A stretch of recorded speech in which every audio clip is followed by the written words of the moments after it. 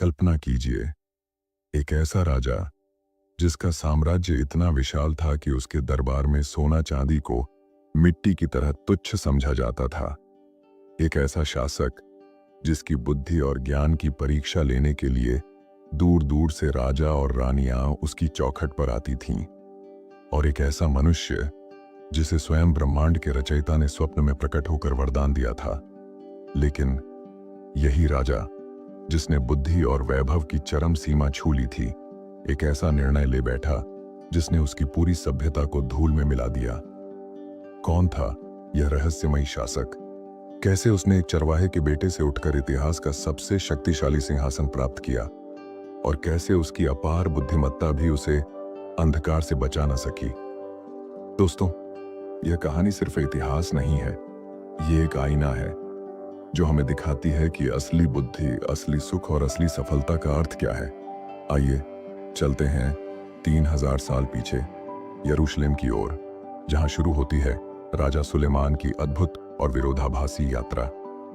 इस कहानी की शुरुआत होती है एक ऐसे व्यक्ति से जिसका नाम था दाऊद। दाऊद वह लड़का जिसने एक साधारण गुलेल से दानव गोलियत को परास्त किया था, वह योद्धा जिसने युद्ध भूमि में असंभव को संभव कर दिखाया, और वह राजा जिसने अपने साहस और विश्वास से इज़राइल की नींव मजबूत की। पर दाऊद सिर्फ योद्धा ही नहीं था, वह कवि भी था, संगीतकार भी, और ईश्वर के प्रति सच्ची भक्ति रखने वाला भी। उसके भजन आज भी दुनिया भर में गाए जाते हैं।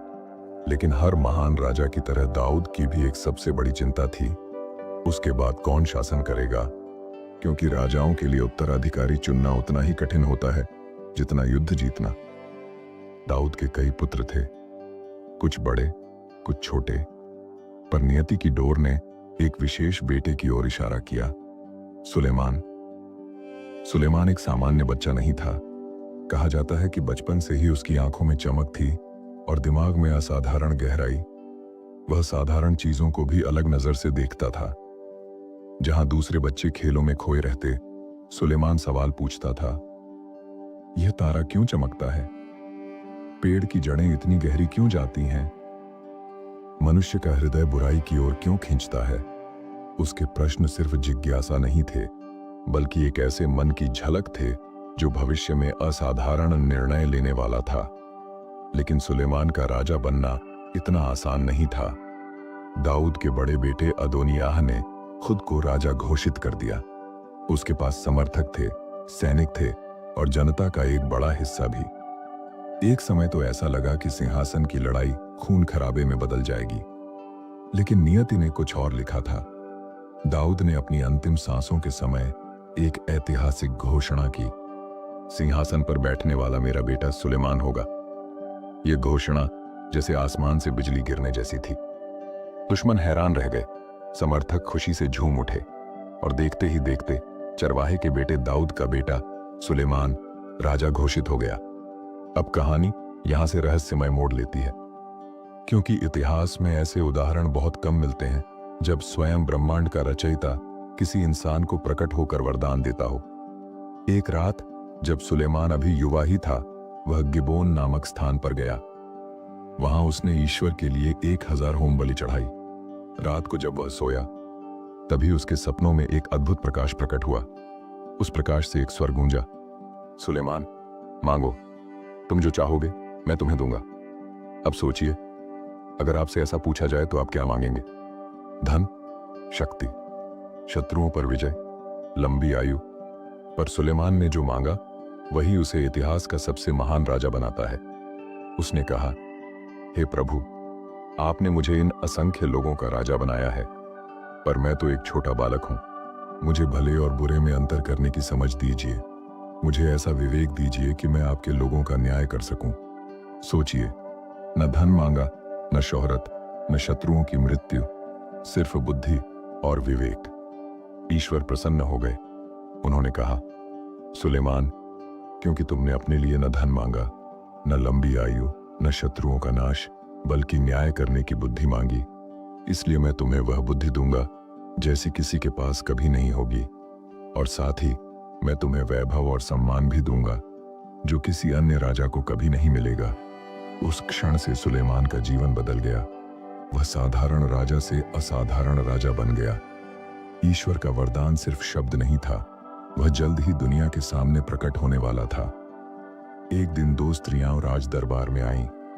दोनों झगड़ रही थीं। उनके पास एक शिशु था। दोनों कह रही थीं, यह बच्चा मेरा है। अब सोचिए, सबूत नहीं, गवाह नहीं, और मामला इतना जटिल कि गलत फैसला एक निर्दोष की जान ले सकता था। सुलेमान ने कुछ क्षण सोचा, फिर कहा, तलवार लाओ, इस बच्चे को दो भागों में बांट दो और दोनों स्त्रियों को आधा आधा हिस्सा दे दो। दरबार सन्न रह गया।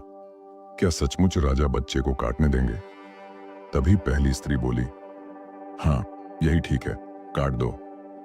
और दूसरी स्त्री चिल्ला उठी, नहीं, बच्चा उसे दे दो, बस उसकी जान मत लो।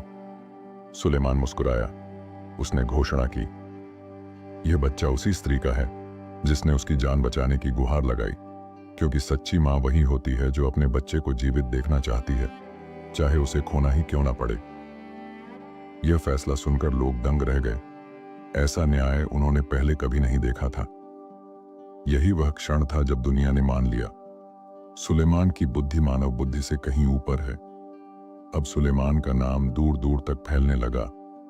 जनता उसे सिर्फ राजा नहीं, बल्कि ईश्वर का चुना हुआ न्यायाधीश मानने लगी। वह न केवल युद्धों में विजय पाता, बल्कि अपने शब्दों से दिल जीत लेता। उसके राज्य में शांति, समृद्धि और व्यवस्था स्थापित हुई। लोग कहते, राजा के महल में चांदी की कीमत मिट्टी जितनी है, उसके पास इतना वैभव है कि सोना, हाथी दांत और देवदार की लकड़ी रोज रोज लाया जाता है। लेकिन यह तो सिर्फ शुरुआत थी।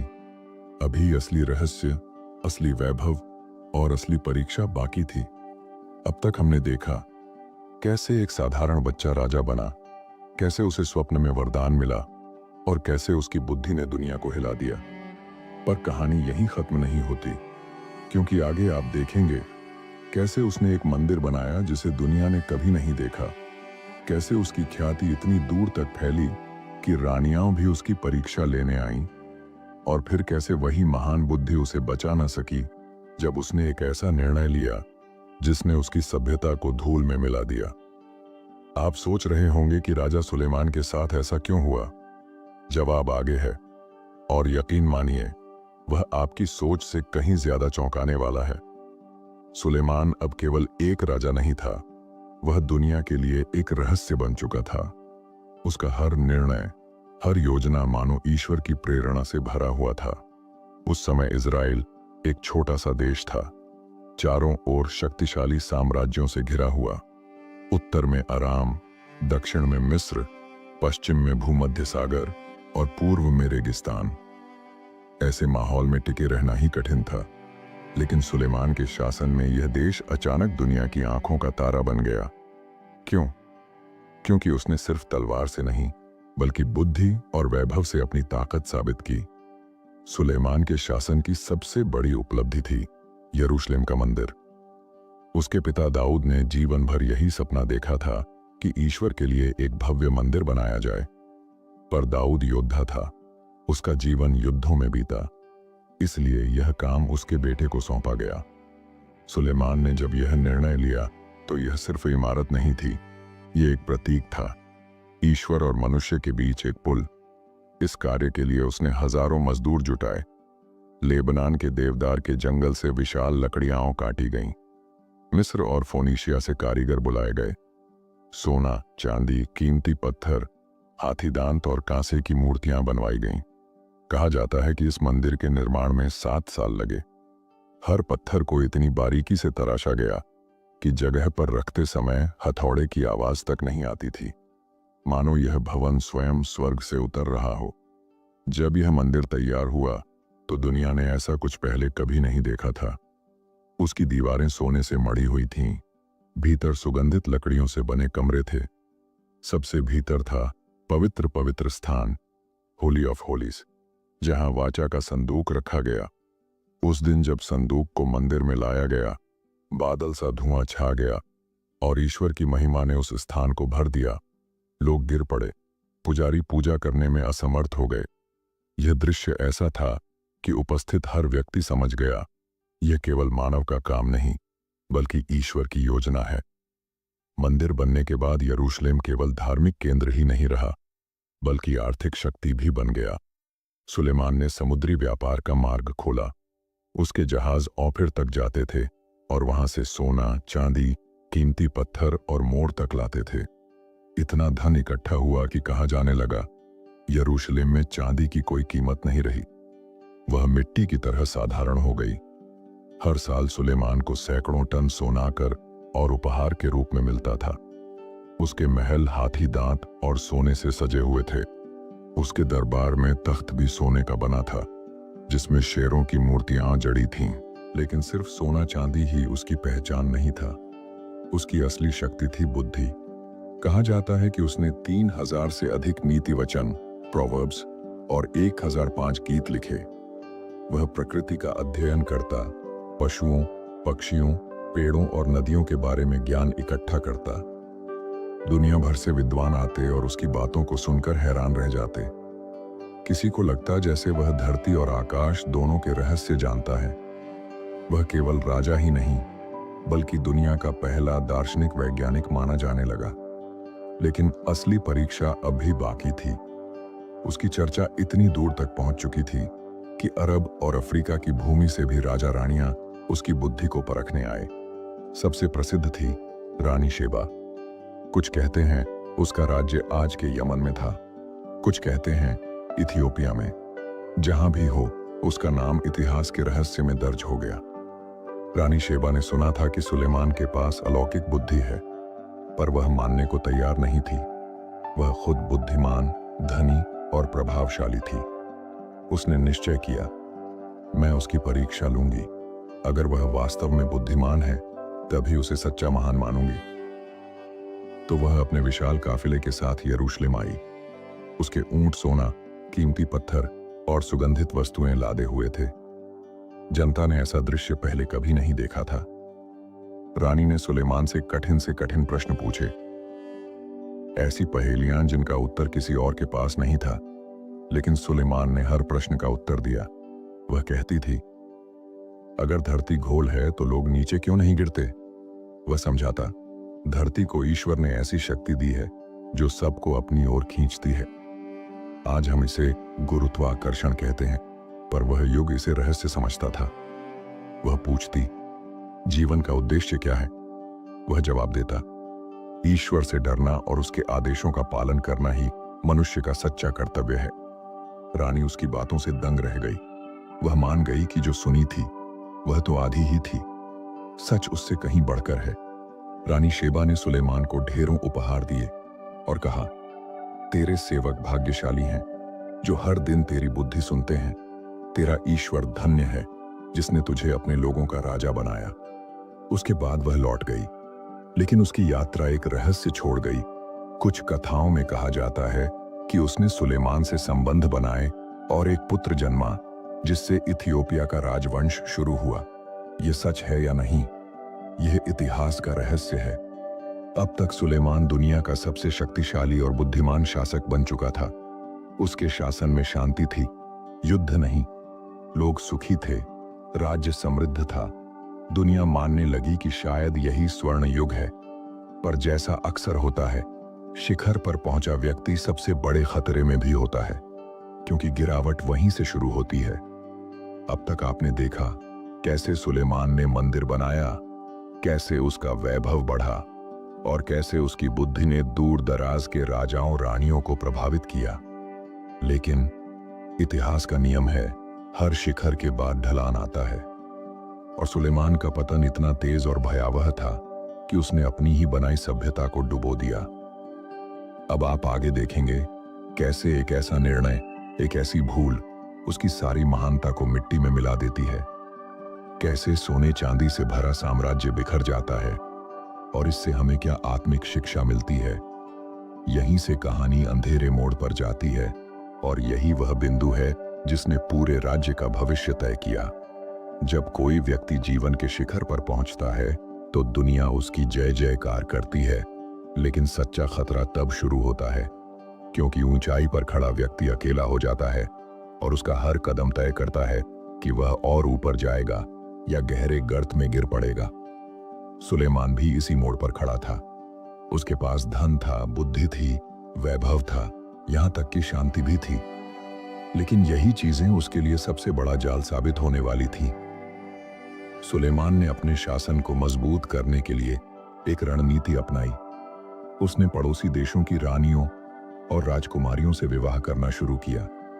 यह कूटनीति थी, क्योंकि जब कोई राजा दूसरे राजा की बेटी से विवाह कर लेता तो दोनों देशों के बीच युद्ध का खतरा खत्म हो जाता। लेकिन यह रणनीति धीरे धीरे उसकी सबसे बड़ी कमजोरी बन गई, क्योंकि सुलेमान ने केवल एक दो विवाह नहीं किए। कहा जाता है कि उसके पास 700 पत्नियां और 300 उपपत्नियां थीं। इनमें से अधिकांश विदेशी थीं, मिस्र, मोआब, अम्मोन, सीदोन, हित्ती और अन्य देशों की। इन रानियों ने अपने अपने देश के देवताओं को साथ लाया और धीरे धीरे उन्होंने सुलेमान को अपने देवताओं के लिए मंदिर और वेदियां बनाने के लिए राजी कर लिया। इन रानियों ने अपने अपने देश के देवताओं को साथ लाया और धीरे धीरे उन्होंने सुलेमान को अपने देवताओं के लिए मंदिर और वेदियां बनाने के लिए राज्य कर लिया। वह वही सुलेमान था जिसने ईश्वर के लिए सबसे भव्य मंदिर बनाया था। लेकिन अब उसने उन मूर्तियों और देवताओं के लिए भी वेदियां बनवा दी जिनसे ईश्वर ने इस्राएल को बचाया था। यही उसकी सबसे बड़ी भूल थी। बुद्धि होने के बावजूद उसने अपने दिल को नियंत्रित नहीं किया। ईश्वर ने स्पष्ट कहा था, तुम मेरे अलावा किसी और देवता को नहीं मानोगे। लेकिन सुलेमान ने इस आज्ञा को तोड़ा। ईश्वर ने सुलेमान से कहा, क्योंकि तुमने मेरे मार्गों से मुंह मोड़ा और अन्य देवताओं की ओर चले गए, इसलिए मैं तुम्हारा राज्य तुम्हारे हाथ से छीन लूंगा। लेकिन तुम्हारे पिता दाऊद के कारण मैं यह काम तुम्हारे जीवन काल में नहीं करूंगा। तुम्हारे पुत्र के समय यह राज्य 2 भागों में बंट जाएगा। यह निर्णय जैसे बिजली गिरने जैसा था। सुलेमान, जिसने राज्य को शांति और वैभव से सजाया था, अब जान गया कि आने वाली पीढ़ी में सब टूट जाएगा। जैसे ही ईश्वर ने यह कहा, वैसे ही सुलेमान के राज्य में विद्रोह की लहरें उठने लगीं। एदोम में हद्दद नामक राजकुमार ने बगावत कर दी। दमिश्क में रेजोन नामक शत्रु ने स्वतंत्रता घोषित कर दी और सबसे खतरनाक बगावत उसके ही सेवक यरोबाम ने की। यरोबाम ने भविष्यद्वक्ता अहिया से वचन सुना कि ईश्वर उसके हाथ में 10 गोत्र देगा। सुलेमान को यह खबर मिली और उसने यरोबाम को मारने की कोशिश की, लेकिन यरोबाम भाग गया और मिस्र में शरण ली। यही विद्रोह भविष्य में राज्य को 2 भागों में बांट देगा। सबसे अजीब बात यह थी कि सुलेमान के पास दुनिया की सबसे बड़ी बुद्धि थी। वह दूसरों की समस्याएं हल कर सकता था, लेकिन अपने ही दिल की समस्या को नहीं समझ पाया। उसने लिखा था, व्यर्थ ही व्यर्थ, सब व्यर्थ है। सभोपदेशक की पुस्तक। यह वचन उसकी आत्मा की पीड़ा को दर्शाता है। वह सब कुछ होने पर भी संतुष्ट नहीं था। सोना, स्त्रियां, वैभव, महल, बुद्धि, सब होने पर भी भीतर खालीपन था। उसने खुद स्वीकार किया, मैंने जो कुछ चाहा उससे अपनी आंखें नहीं रोकीं। लेकिन जब सब पर विचार किया तो पाया कि यह सब व्यर्थ है, हवा को पकड़ने जैसा। कई वर्षों तक राज्य करने के बाद सुलेमान की मृत्यु हो गई। वह दाऊद के नगर में दफनाया गया। उसका पुत्र रहोबाम सिंहासन पर बैठा। लेकिन जैसे ही उसने शासन संभाला, जनता ने विद्रोह कर दिया। राज्य 2 भागों में बंट गया। उत्तर का इस्राएल 10 गोत्रों के साथ और दक्षिण का यहूदा 2 गोत्रों के साथ। यही विभाजन आगे चलकर पूरे राष्ट्र को कमजोर कर गया और अंततः बाबुल और अश्शूर जैसे साम्राज्यों ने इसे नष्ट कर दिया। सुलेमान की कहानी केवल एक राजा की कहानी नहीं है, यह मानव स्वभाव की कहानी है। धन हो सकता है, लेकिन अगर आत्मा खाली है तो संतोष नहीं मिलता। बुद्धि हो सकती है, लेकिन अगर दिल ईश्वर से दूर है तो वह बुद्धि भी विनाश का कारण बन जाती है। शक्ति हो सकती है, लेकिन अगर वह नम्रता से न जुड़ी हो तो टूट जाती है। सुलेमान ने जीवन के अंत में यही समझा और लिखा, ईश्वर का भय मानो और उसकी आज्ञाओं का पालन करो, क्योंकि यही मनुष्य का संपूर्ण कर्तव्य है। सुलेमान इतिहास का सबसे विरोधाभासी पात्र है। एक ओर वह दुनिया का सबसे बुद्धिमान राजा था, दूसरी ओर उसने सबसे बड़ी मूर्खता की। उसने ईश्वर के लिए सबसे सुंदर मंदिर बनाया, लेकिन अन्य देवताओं के लिए भी वेदियां खड़ी कर दी। उसने शांति और समृद्धि का युग दिया, लेकिन अपने निर्णयों से आने वाली पीढ़ियों को विभाजन और संघर्ष में डाल दिया। इसीलिए उसकी कहानी हमें यह सिखाती है, सच्ची बुद्धि केवल ज्ञान में नहीं, बल्कि दिल को ईश्वर के प्रति सच्चा बनाए रखने में है। सच्चा सुख धन, स्त्रियों या महलों में नहीं, बल्कि आध्यात्मिक संबंध में है। अब आपने पूरा सफर देख लिया, एक बच्चे से लेकर राजा बनने तक, स्वप्न में वरदान से लेकर बुद्धि और वैभव के शिखर तक, और फिर मूर्ति पूजा व गलत निर्णयों से लेकर राज्य के पतन तक। राजा सुलेमान की यह कहानी हमें सोचने पर मजबूर करती है कि क्या इंसान वास्तव में बुद्धि और शक्ति को संभाल सकता है जब तक उसका दिल ईश्वर के साथ न हो। दोस्तों, अगर यह कहानी आपको अच्छी लगी, आपके दिल को छू गई या कुछ नया सोचने पर मजबूर किया, तो आप चाहें तो इस वीडियो को लाइक कर सकते हैं। अपने दोस्तों और परिवार के साथ शेयर करें ताकि और लोग भी इससे आशीषित हो सकें। और अगर आप चाहते हैं कि भविष्य में आने वाली हमारी और कहानियां सबसे पहले आप तक पहुंचे, तो चैनल को सब्सक्राइब कर लीजिए। आप चाहें तो पास में बना बेल आइकन भी दबा सकते हैं ताकि हर नई अपलोड की नोटिफिकेशन आपको तुरंत मिले। और हाँ, नीचे कमेंट में हमें जरूर बताइए कि राजा सुलेमान की इस कहानी से आपने क्या सीखा। आपके विचार हमारे लिए बहुत अनमोल हैं। धन्यवाद। मिलते हैं अगले वीडियो में।